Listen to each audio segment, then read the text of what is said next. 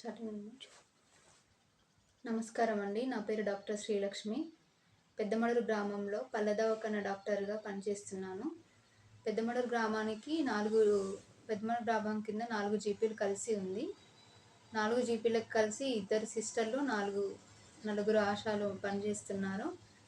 ఇక్కడ మా వర్క్ ఏంటంటే 9 to 1 ఓపీ చూడడము, ఆ తర్వాత ఫీల్డ్ విజిట్కి వెళ్ళి అక్కడ ఏమైనా ఫీవర్స్ ఉన్నాయా అట్లా అని చెక్ చేసుకోవడం ఉంటుంది.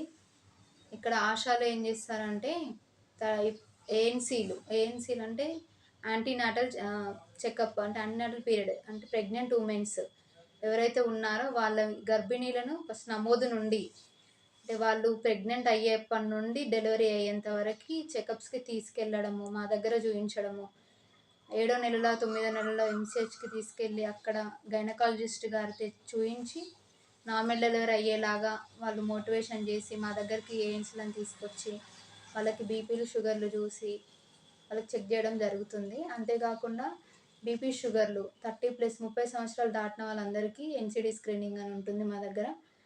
వాళ్ళందరికీ బీపీలు షుగర్లు చూసి ఒకవేళ పాజిటివ్ ఉన్నట్టయితే, అంటే బీపీ నిర్ధారణ, షుగర్ నిర్ధారణ జరిగితే వాళ్ళకి టాబ్లెట్స్ స్టార్ట్ చేయడం జరుగుతుంది ఇక్కడనే.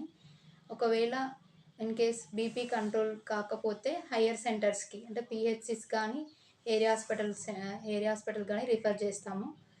ఇంకా మా దగ్గర సేవలు ఇంకేమున్నాయంటే టీబీ అంటే ట్యూబర్క్యులోసిస్, క్షయ వ్యాధిగ్రస్తులని అంటే నిర్ధారించడం, అంటే వాళ్ళకి దగ్గుతో కూడిన జ్వరము, ఆకలి లేకపోవడము, బరువు తగ్గడము, కంటిన్యూస్ కాఫ్ 14 days అంటాం అన్నమాట. అవన్నీ సిమ్టమ్స్ ఉన్న వాళ్ళకి కప్సి వాళ్ళ ఇంటికి వెళ్ళి ఇచ్చేసి స్ఫుటం ఆశాలతోని ఏరియా హాస్పిటల్కి అయినా దేవరూపకైనా పంపించి ఎక్స్రేస్ అట్లా తీపిచ్చి వాళ్ళకి ఒకవేళ టీబీ పాజిటివ్ ఉందంటే 6 months ట్రీట్మెంట్ ఇస్తాము.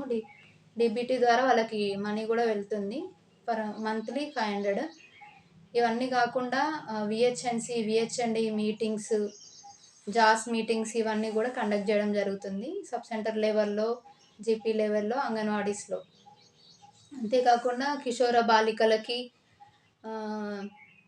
ఐరన్ లోపం గురించి అవగాహన ఇవ్వడము, కొన్ని నేషనల్ ప్రోగ్రామ్స్ ఉంటాయి మాకు, యోగా డే అలాంటివి వెళ్ళినప్పుడు స్కూల్కి వెళ్ళి యోగా కండక్ట్ చేయడము, యోగా వ్యాయామము, మెడిటేషన్, ప్రాణాయామం గురించి వాళ్ళకి ఎక్స్ప్లెయిన్ చేయడము. అంటే మనకి ఇప్పుడు జీవనశైలి మారినందున వలన ఉబాకాయం, పిల్లల్లో కూడా చిన్న వయసులోనే ఉబాకాయము, లేడీస్ అంటే అమ్మాయిలకి PCOS అలాంటి ప్రాబ్లమ్స్ రాకుండా వాళ్ళకి కౌన్సిలింగ్ ఇవ్వడము, అంటే ఎలాంటి ఫుడ్లో ఎలాంటి చేంజెస్ తీసుకోవాలి, మన డైలీ అంటే వాకింగ్ కానీ యోగా కానీ ఎలాంటివి చేయడం అనేది చూపించడం జరుగుతుంది.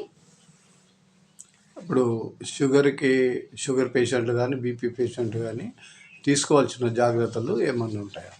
బీపీకి షుగర్కి తీసుకోవాల్సిన జాగ్రత్తలు ఉన్నాయి.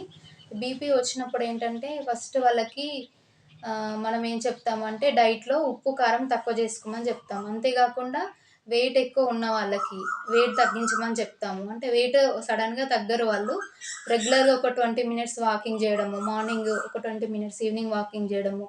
అంతేకాకుండా ఎప్పుడు బీపీ ఎప్పుడు ఎక్కువ అవుతుందంటే మానసిక ఒత్తిడి, స్ట్రెస్ పెరిగినప్పుడు బీపీ ఎక్కువ అవుతుంది. సో స్ట్రెస్ తగ్గించుకోమని చెప్తాము వాళ్ళకి.